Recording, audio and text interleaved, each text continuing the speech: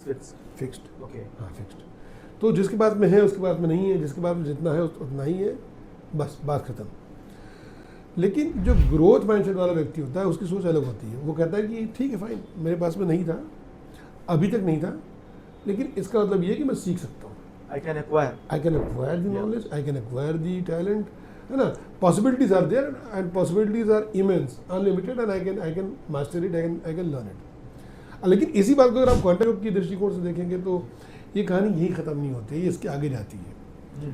तो growth mindset अगर एक प्रकाश का द्वार है, मतलब आपने दरवाजा खोला रोशनी आ गई, तो अगर ग्रोथ माइंडसेट एक द्वार है, पॉसिबिलिटी का एक द्वार है, तो उसके बाद बात है। हाँ, फिर यात्रा शुरू होती है जिसे हम कहते हैं योगिक माइंडसेट। इसके बाद जो यात्रा शुरू होती है, मतलब हाँ, जो गैरन ड्वेक ने हाँ, सिर्फ गेटवे बताया, उसके बाद पाथ यात्रा नहीं शुरू होती बताया। है, पाथ नहीं बताया, उसके बाद ओके, यात्रा ओके। शुरू होती है, और इस यात्रा को हम ग्रोथ माइंडसेट कहते हैं।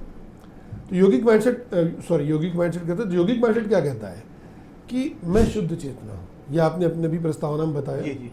कि हाँ, कि मैं शुद्ध चेतना हूँ, मैं स्वयं ब्रह्म स्वरूप हूँ। तो योग दृष्टिकोण में 4 महावाक्य, मैंने एक महावाक्यों में एक महावाक्य कि अहम ब्रह्मास्मि, यानी मैं स्वयं ब्रह्म हूँ। तब यहाँ से ब्रह्म, इसके बहुत सारे मायने होते हैं, तो ये नहीं कहना चाह रहा हूँ मैं कि मैं स्वयं ईश्वर हूँ, लेकिन नहीं, मैं उस ईश्वर की चेतना हूँ, स्वरूप हूँ ना। तो अल्लाह ताला ने हमें रूह, हाँ, रोशनी से ही जी, बनाया है।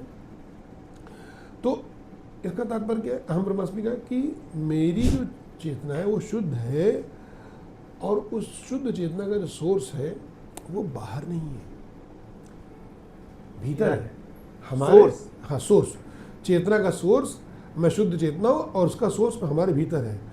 तो जो व्यक्ति अपने आप को सिर्फ प्रोडक्टिविटी के नज़रिए से, है ना, सक्सेस के नज़रिए से, रिजल्ट के नज़रिए से देखना बंद करके प्रेरणा के तत्व पर, ना, दी एलिमेंट ऑफ इंस्पायरेशन, प्रेरणा के तत्व के रूप में देखने लगता है, तो वो ग्रोथ से योग की यात्रा पर आगे निकल जाता है और योगिक माइंडसेट आ जाता है। तो यहाँ पर हम एक फॉर्मूला देंगे, वहाँ पर वो बोलते हैं ग्रोथ, मतलब पहले बोलते हैं फिक्स टू ग्रोथ, राइट। हम यहाँ कहते हैं fix to growth to yogic.